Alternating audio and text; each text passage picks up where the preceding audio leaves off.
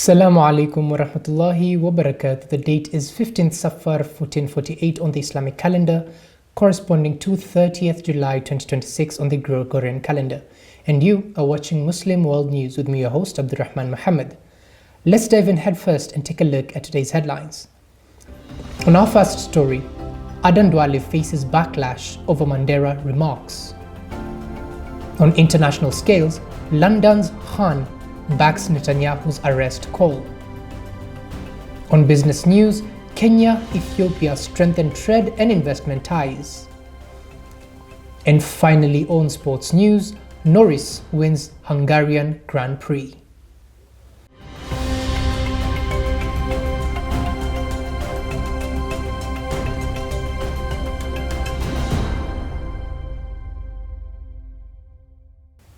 Assalamu alaikum wa rahmatullahi wa barakatuh, dear viewers. Now let's take a look at our first story right here at home. Health Cabinet Secretary Adan Duale has come under criticism after remarks he made during a community empowerment event in Lafay constituency, Mandera County, last Tuesday, sparked accusation of promoting ethnic division. The comments, made while addressing residents at a function hosted by Lafay MP Abdulrahman Mohamed, circulated widely on social media and drew condemnation from political leaders who said the statements could undermine national unity. The controversy was later raised in the Senate, where lawmakers urged leaders to avoid statements that could inflame ethnic tensions. It is wrong for any leader to stand on any podium and discriminate against any community in this country.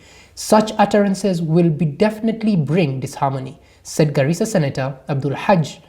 During the event, Duale praised President William Ruto's administration for initiatives benefiting the northeastern region, including ending the additional vetting process for national identity cards and investing in infrastructure such as the Isiolo Mandera Road, Garissa Airport, and Garissa Bridge and Madrasa projects.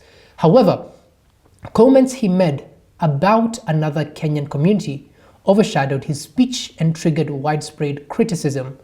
Narok Senator Ledama Olekina and Kitui Senator Enoch Wambua warned that leaders should promote unity instead of divisive rhetorics, recalling the dangers of ethnic polarization ahead of elections.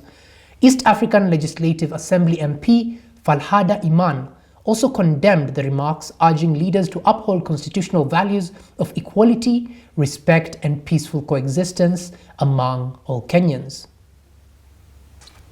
Now, on our next story, African governments have been encouraged to strengthen regional cooperation and eliminate trade barriers to accelerate local production of medicines and vaccines. The appeal was made by policymakers and health experts during an IGAD meeting in Mombasa, where delegates warned that the continent's dependence on imported medical products threaten its ability to respond effectively to future health emergencies. Delegates said a unified regional market would help attract investment, lower production costs, and strengthen Africa's health security. We need to think beyond borders and view Africa as one market if we are to compete with countries such as India and China, said Stephen Njuguna, and I quote, chairperson of the Community of Practice on Local Health Manufacturing.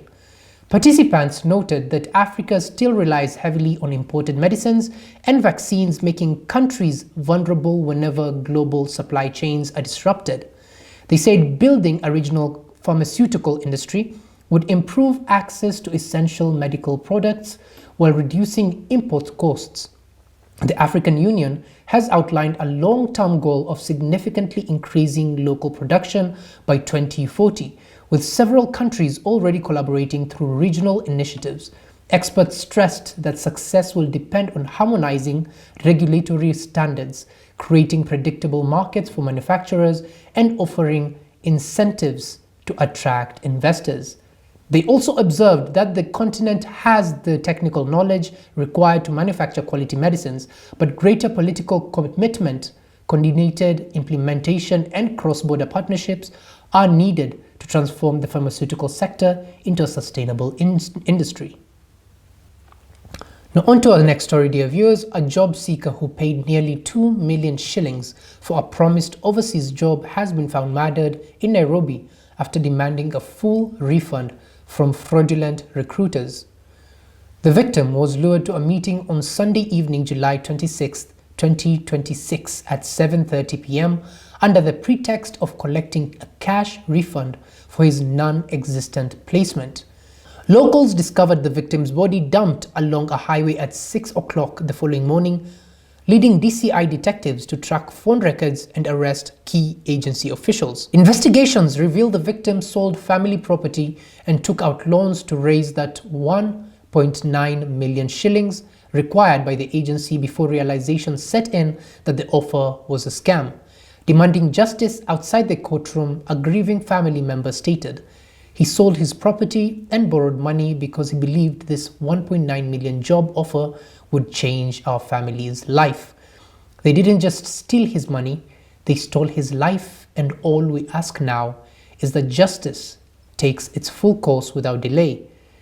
As suspects face imminent charges of fraud and murder, authorities continue to urge the public to verify all recruitment agencies through the National Employment Authority before making any payments. From Kenyan news, now let's take a look at international news, where on our first story, Germany has officially approved nearly 800 million euros in military export license to Israel in the first 5 months of 2026, eclipsing the total volume of approvals granted over the previous 20 months combined. The major surge was confirmed on Monday, July 27, 2026, following a Federal Foreign Office response to parliamentary inquiries in Berlin, revealing that nearly all export clearances were processed between April and May. More than 60% of the approved funding is earmarked for a single maritime defense contract. Industry analysts identify the project as the INS Dranokon, a nuclear-capable Dolphin 2-class submarines produced by naval builders KTMS in Kiel, valued at 480 million euros. The submarine delivery comes despite ongoing political debate and legal challenges surrounding European arms transfer during the conflict in Gaza. German officials have largely defended defense industry exports as vital to national security partnerships and economic growth. Condemning this surge in naval arms transfer, Ruth Rod from Shadow World Investigations stated, Israel has used German ships to fire at Gaza, to blockade and starve Gaza, and is using submarines to station nuclear weapons at a time when Israel is waging brutal wars on its neighbors and is committing a genocide in Gaza. This submarine export would give Israel another tool in its arsenal of mass destruction. As Berlin continues to navigate immense political friction over its defense policy, the handover of high-grade naval assets signal a firm return to military collaboration despite mounting international security. Following that story, London Mayor Sadiq Khan has announced he will lobby the United Kingdom government to arrest Israeli Prime Minister Benjamin Netanyahu if he set foot in the British capital. Speaking during a televised interview on Thursday evening, July 23, 2026, Khan aligned his position with New York City Mayor Zohran Mamdani, declaring that Netanyahu is not welcomed in London following International Criminal Court charges. While acknowledging that municipal mayors lack independent police authority to enforce international warrants, Khan noted that the United Kingdom, as a signatory to the Rome Statute, is legally bound to arrest individuals wanted by the Hague-based court. The escalation follows statements from New York Mayor Mamdani earlier in the week, who urged United States federal authorities to detain Netanyahu during his scheduled appearance at the United Nations General Assembly this coming September. Reaffirming his commitment to pressuring national leadership, London Mayor Sadiq Khan declared, "I do believe a genocide is being committed in Gaza. I think Netanyahu is responsible. If there is any evidence of him coming to London, I'll be lobbying the Prime Minister to make sure the law is enforced." With major city leaders on both sides of the Atlantic pushing for legal actions, the diplomatic pressure surrounding Netanyahu's international travel continues to mount ahead of high-level diplomatic summits later this year. Now let's take a look at India, where India has appointed Union Cabinet Minister Prahlad Joshi as the nation's new education minister, following the resignation of Dharmendra Pradhan under immense pressure from nationwide student protest. The leadership change was officially confirmed by Rashtrapati Bhavan on Saturday evening, July 25, 2026, after President Draupadi Murmu accepted Pradhan's resignation in the wake of a 36-day youth-led campaign over national examination paper leaks. 63-year-old Joshi, who currently holds the Consumer Affairs and Renewable Energy portfolios, officially assumed charge at the Ministry of Education in New Delhi on Sunday morning, July 26, 2026. The resignation marks a landmark victory for the youth movement known as the Cockroach Janta Party, whose weeks of sit-ins at Jantra Mantra drew global attention to examinations integrity and government accountability. Taking charge of the ministry on Sunday morning, Prahlad Joshi told reporters, "The Prime Minister has entrusted me with this responsibility with full confidence.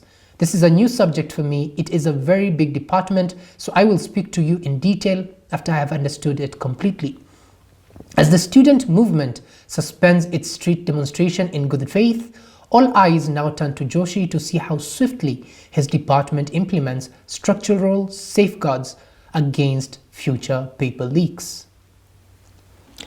Taking a deeper look into the United Nations General Assembly story, Israeli Prime Minister Benjamin Netanyahu has vowed to travel to New York City for the United Nations General Assembly this September, defying calls for his arrest over International Criminal Court war crime charges.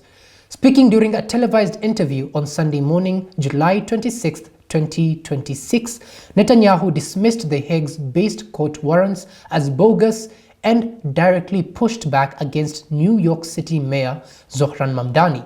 The tension follows statements from Mayor Mamdani, who declared that Netanyahu is not welcome in the city and called on federal authorities to execute the arrest warrant when the leader arrives for the diplomatic summit.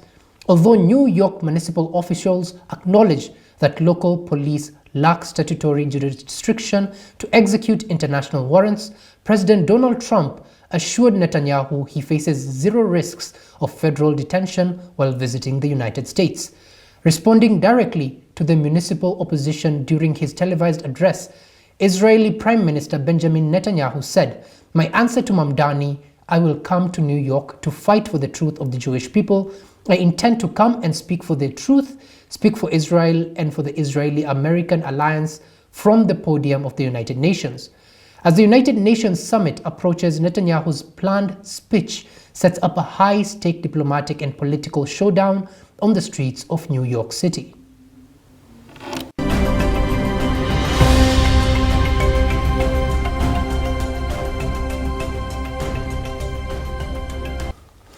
From stories of real human lives and faces, let's take a look at numbers and statistics of business news. We're on our first story. Informal electronic waste collectors and repairers are calling for the legal recognition under Kenya's proposed electronic equipment disposal, recycling and reuse bill. They say the new law should formally recognize thousands of young entrepreneurs who play a key role in collecting, repairing and recycling discarded electronic devices across the country. The proposal was presented to the Senate ICT Committee through the Power Up program, which has trained more than 2,100 young electronic waste entrepreneurs in 7 countries over the past 3 years. The program is also seeking clearer institutional responsibilities and fair enforcement measures that reflect the realities of the informal sector. Kenya generates about 55,956 tons of electronic waste every year, yet less than 1% is formally collected and recycled. Stakeholders argue that integrating informal collectors into the legal framework would improve recycling rates, create jobs, and reduce environmental pollutions. The program says formal recognition would strengthen the country's waste management system while expanding economic opportunities for young people and promoting a more sustainable circular economy.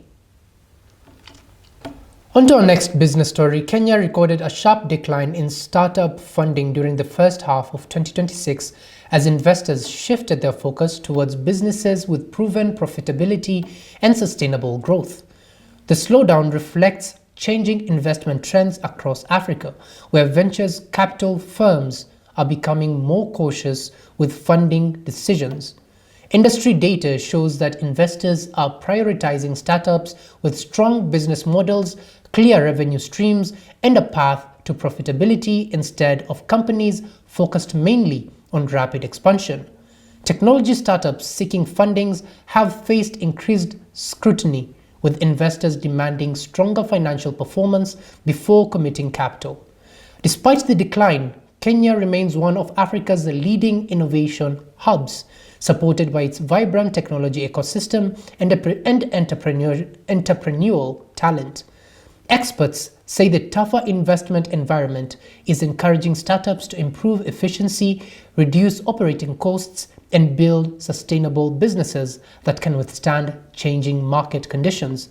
Industry leaders remain optimistic that funding activities will recover as investor confidence improves and more startups demonstrate long-term profitability and resilience. On our final business story, Kenya and Ethiopia have reaffirmed their commitment to strengthening trade, tourism, and investment cooperation as the two neighboring countries seek to expand economic opportunities. Within the region, government officials say deeper collaboration will boost cross-border commerce and attract more investors. The discussions focused on increasing trade volumes, improving transport and logistic links, and promoting tourism between the two countries. Leaders also explored opportunities for greater collaboration in manufacturing, agriculture, energy, and technology. Officials noted that stronger economic partnerships would create jobs, support business growth, and enhance regional integration under the African Continent Free Trade Area. The two countries also pledged to remove barriers that limit trade and investment while encouraging greater participation by the private sector in cross-border business opportunities. Kenya and Ethiopia say continued cooperation will strengthen economic resilience, promote sustainable development, and reinforce their position as key economic partners in the Horn of Africa.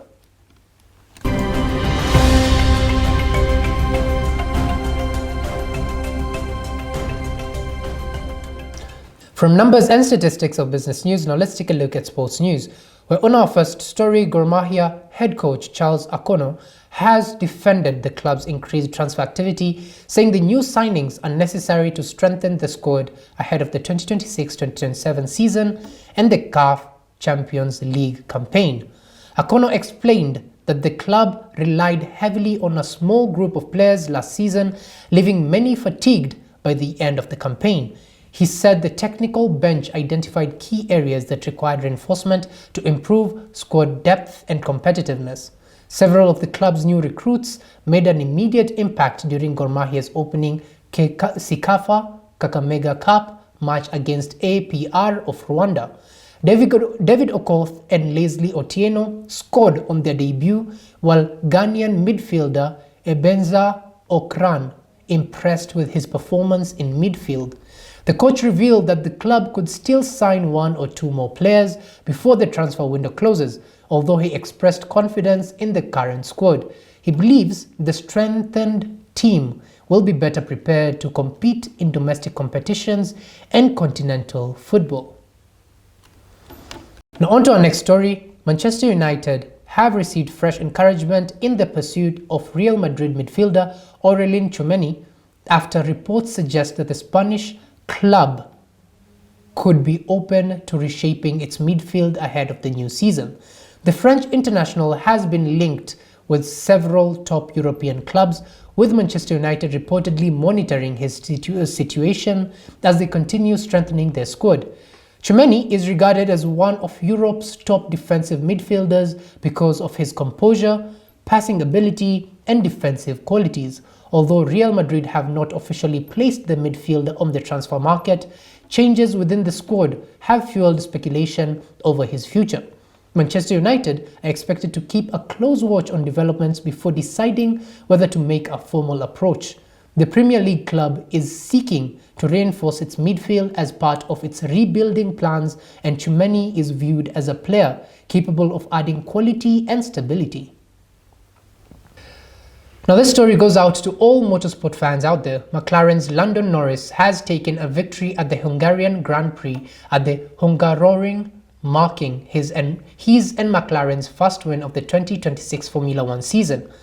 The British driver converted a pole position into a finish on Sunday afternoon, July 26, 2026, crossing the line more than 15 seconds ahead of Red Bull's Max Verstappen.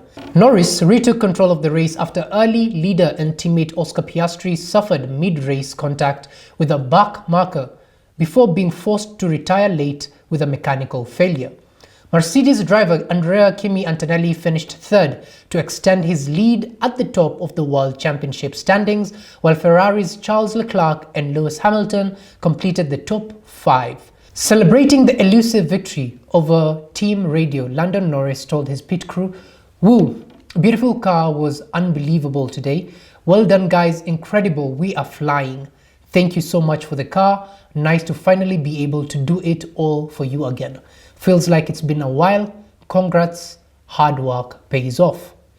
With the summer break now underway, Norris's victory delivers momentum for McLaren as they look to mount a serious title charge in the second half of the season.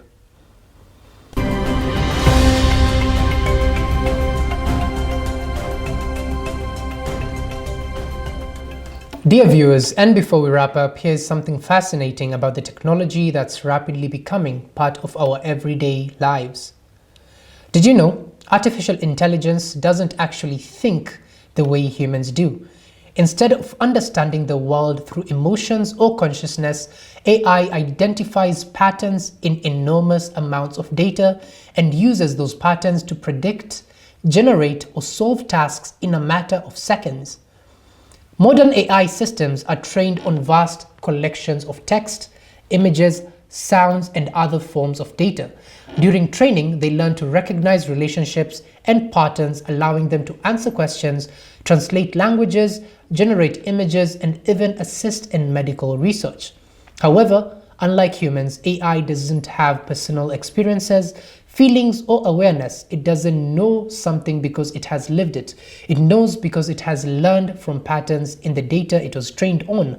So the next time you use AI to ask a question, write a message, or create something new, remember, behind every answer isn't a human mind, but a remarkable system built to recognize patterns, help people solve problems faster than ever before. If you didn't know, dear viewers, now you know. That brings us to the end of today's program of Muslim World News. But as we've come to the end of our news bulletin, we bring you this week's feature story. I've been your host, Abdulrahman Mohamed, and it's been a pleasure having you with us. Stay informed, stay inspired, and may peace be upon you. Our reporter now brings us this special feature. Every year, companies publish reports filled with figures, targets, and achievements. But beyond the glossy pages and ambitious commitments lies a question many Kenyans are increasingly asking. Are these investments making a real difference in people's lives? The questions took center stage during the launch of ABSA Bank Kenya's 2025 Sustainability and Climate Report at Strathmore University, bringing together government officials, private sector leaders, development partners, and sustainability experts to reflect on the country's journey towards a greener and more inclusive future. So quite impactful, because you're not just talking about yourself as one organization, but then also in terms of where you're channeling funding, where you're putting strength to the economy to be able to push on the sustainable front. You can be able to see this just looking at this strategic cycle from 2021 and of course the impact that that has had. Now we have 4 pillars broadly reshaping and refocusing our next strategic cycle as far as sustainability is concerned. The report outlines the bank's environmental, social, and economic impact over the past years, from climate financing and support for small businesses to environmental conservation and financial inclusion. The institution says sustainability is no longer an option but a necessity. Yet the discussion goes beyond banking. It is about how Kenya responds to the growing realities of climate change, environmental degradation, and economic uncertainty. One is that you are aware that in the onset frames of October, November, December, we have announced through the Kenya Meteorological Authority that there would be a El Nino, right? And you know what that means. 2 weeks ago, we were at an index of 1.7, positive 1.7. That is a difference of global temperatures between the west and east of Pacific and the Indian Ocean. A week ago, last Friday, when he said the deputy president on Venus, the index has increased to 2.4. Positive, meaning there is a 96% chance that we are going to have sustained rainfall or El Nino in the months of October, November, December at the Met Crossing of each other. And that brings me to the comment of the CEO of Kenya Bankers Association that we need to be able to see how to take the opportunities of high rainfalls coming in and be able to harvest as much as we could to be able to deliver on our agriculture. Side to that is that you will also be seeing, and it's important from us from the Kenya Met, as we provide these reports, climate reports, that they in the food basket counties of OACD, Trans Nzoia, and the rest of the non-Rift, that the rains came early than usual. It came in February, the farmers were not ready. So in March, when we went to meet the farmers, we were having a conversation whether they wanted to start plowing or they wanted to start planting. And that is why you will be seeing that there is a challenge with the food security. According to the Ministry of Environment and Climate Change, the effects of climate change are already being felt across the country. Communities continue to face prolonged droughts, destructive floods, and increasing pressure on natural resources.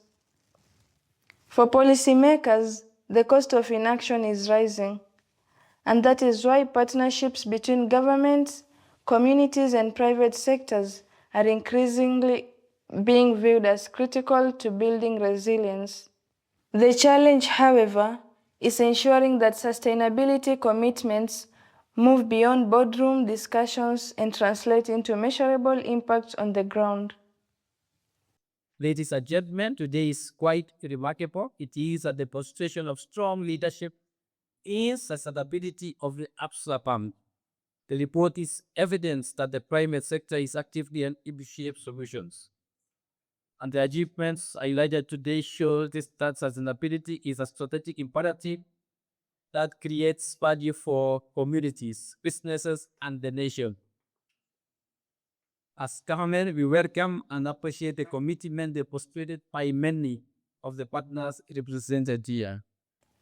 For many stakeholders attending the launch, sustainability is no longer just about protecting the environment. It is also about creating opportunities, tree-growing initiatives, ecosystem restoration projects, renewable energy investments, and support for entrepreneurs are increasingly becoming part of Kenya's emerging green economy. Government officials say these efforts are creating jobs, supporting livelihoods, and helping communities adapt to changing environmental conditions. Money is good. However, on this planet Earth, we can't make money without relying on nature. Because as we sit here, the water that we've been drinking, the tea we took in the morning, the clothes we are wearing, the shoes we are wearing, it's called nature.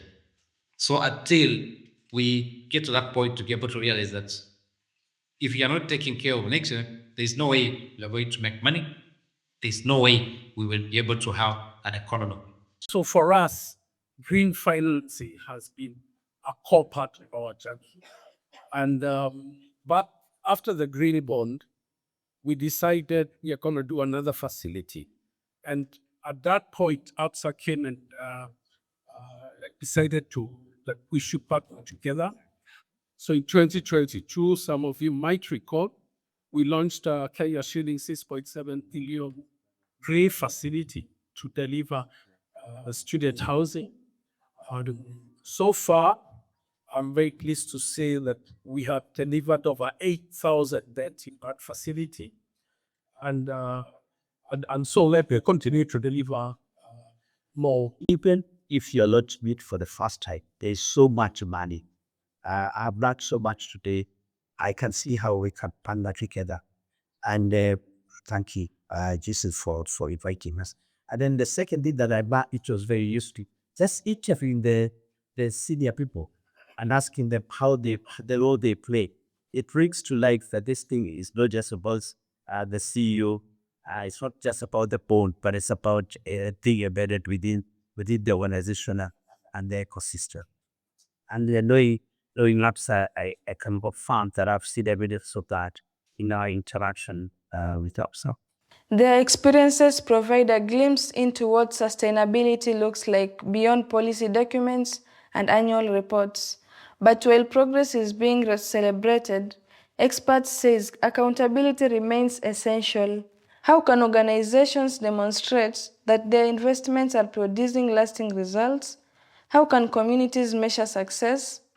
And who verifies the impact being reported? These are some of the questions shaping the future of sustainability reporting. ABSA joined the UN Global Compact back in 2019. And I remember we had a session in 2020 really helping them to think through the sustainability strategy. And fast forward today to see the milestones you have hit over and over in terms of the impact and the progress that you're making across your environment, social, and governance commitments.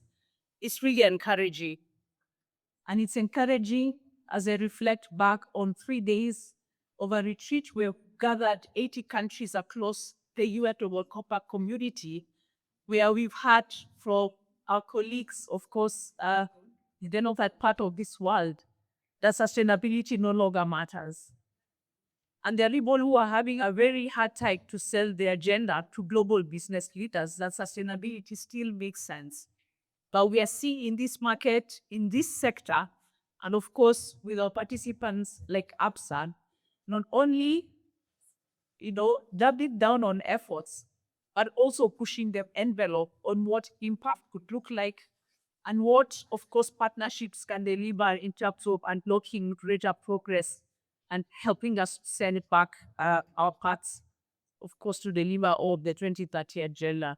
As investors, regulators, and communities demand greater transparency, institutions are increasingly expected to demonstrate not only what they spend but what they achieve. For ABSA Bank and other organizations pursuing sustainability goals, success will ultimately be measured not by the number of reports published, but the value created by people and communities. We've cleared the 5 years of 2021. We are going to appreciate those commitments just where we are. And then for us, we are defining the next cycle of our strategic sustainability ambition. Looking at the 30 sustainability commitments, of course, knowing we are a bank, most important is to put capital behind it. And through this, then you can be able to see under each of the pillars on the bins on social responsibility, including diversity. Bomi, our CPO, and everyone asked you what a CPO. It was what used to be chief director. But Bomi is every time it becomes innovative. So chief people officer, that's what it stands for. But really taking us to task with some of the commitment to the social side, diversity. And for us, when we look at diversity, builds on gender, but more interesting, and Dr. Obudu should hear this, also in terms of the age of our workers. So it's not just diversity to the women and gender diversity, but we are pushing this So for the students around in this room, just know we have a target in terms of how much of the component of our staff that will be youth. And we define youth, Mumbi will say 30 years and below. Sierra would tell you it could be 40 years and below. But for us, what is important is we just need to see that diversity defined and reflected across our entire organization. On non-environmental responsible, quite a number of initiatives, including net zero carbon footprint, that we put a target of 2050. But then we milestone this. Due with S1 and S2, you can't just go to a far distance period. Instead, you say maybe 2050 out the years. So let me just close those issues. You have milestone days, which it was be report on an annual basis. As Kenya continues its journey towards a climate resilient and inclusive economy, sustainability is becoming more than just a corporate obligation. It is emerging as a shared responsibility, a responsibility that requires government, business, and communities to work together in shaping a future that is environmentally secure, economically resilient, and socially inclusive. And as stakeholders look ahead, one question remains. Beyond the reports and promises, are sustainability investments truly changing lives?